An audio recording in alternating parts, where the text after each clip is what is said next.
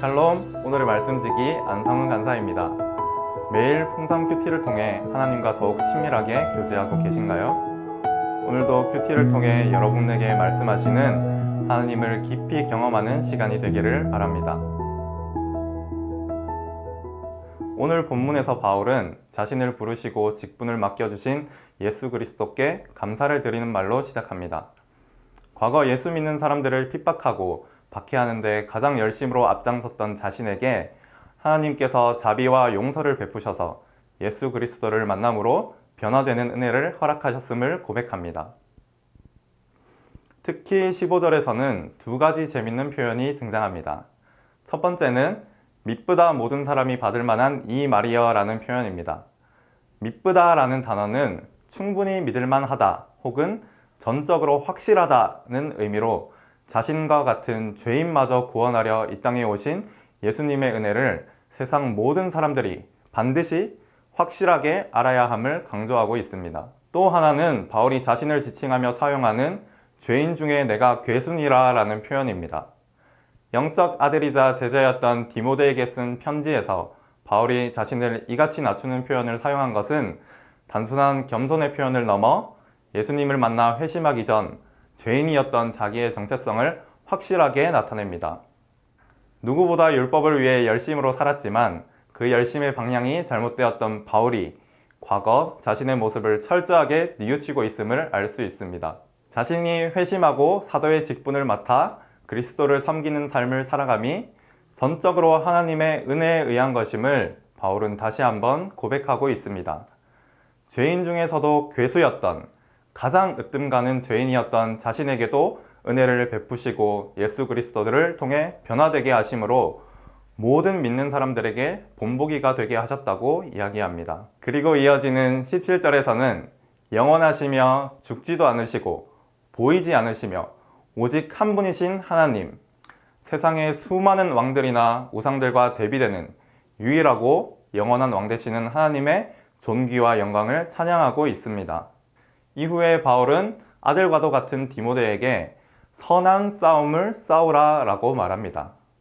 여기서 선한 싸움이란 예수 그리스도의 복음을 위하여 하나님의 말씀의 본질을 지키기 위하여 싸우는 싸움을 뜻합니다.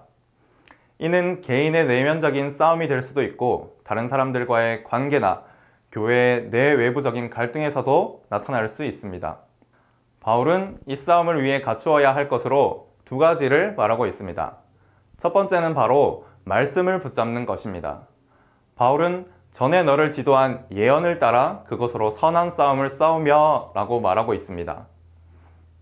이 예언이 어떤 내용이었는지 성경에서 구체적으로 등장하진 않지만 대부분의 신학자들은 아마 디모데가 목회자로 세워질 때 바울을 통해 내려진 하나님의 예언이라고 추측하고 있습니다. 바울처럼 복음을 위해 살아가는 사명을 부여받은 디모데가 고난과 역경과 시련 속에서도 주어진 사명을 잘 감당할 수 있도록 주어진 말씀이었을 것입니다.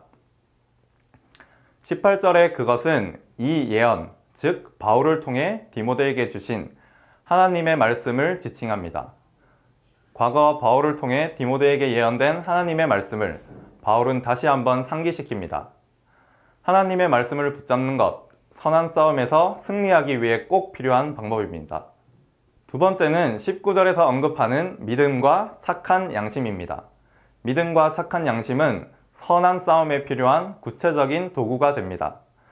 바울은 디모데 전서에서만 3번이나 믿음과 착한 양심을 함께 언급하고 있습니다. 이를 보아 바울이 디모데에게 이 두 가지를 겸하여 갖추어야 함을 강조하고 있다는 사실을 알 수 있습니다. 먼저 믿음이란 진리를 향한 올바른 믿음을 말합니다. 착한 양심이란 단순히 인간의 선한 양심이 아닌 성령으로 거듭난 양심을 의미합니다. 사람의 양심이 파괴되면 도덕적인 행위의 부패와 함께 내면의 영적인 파멸까지 초래되는 경우가 많습니다. 또한 양심과 믿음은 자신의 내면에서 작동하지만 개인의 행동과 삶뿐만 아니라 다른 사람들에게도 지대한 영향을 끼칩니다. 이러한 이유로 바울은 영적 아들이자 에베소 교회의 사역자인 디모데에게 성령으로 거듭난 양심과 진리를 향한 굳건한 믿음을 가지라고 권면하고 있습니다. 시대가 다르고 모양은 다르지만 수많은 철학과 우상, 이단이 만연했던 당시의 에베소의 모습은 지금 우리가 사는 이 시대 세상의 모습을 떠올리게 합니다. 이러한 세상에서 하나님의 말씀대로 살아가려 애쓰는 사람이라면 누구든 선한 싸움을 피할 수는 없을 것입니다. 약 2000년 전 바울이 자신의 아들과도 같았던 제자 디모데에게 당부하였던 것처럼 성령은 긴 시간을 넘어 현재 우리에게 역시 선한 싸움을 싸우라고 말하며 그 승리의 비결 또한 오늘 본문에서 말씀하고 있습니다. 예수 그리스도와 복음을 위해 이 시대의 디모데로 살아가는 여러분들 역시 말씀을 붙잡고 진리를 향한 믿음과 성령으로 거듭난 양심으로 선한 싸움을 승리하며 살아내는 오늘 하루가 되었으면 좋겠습니다.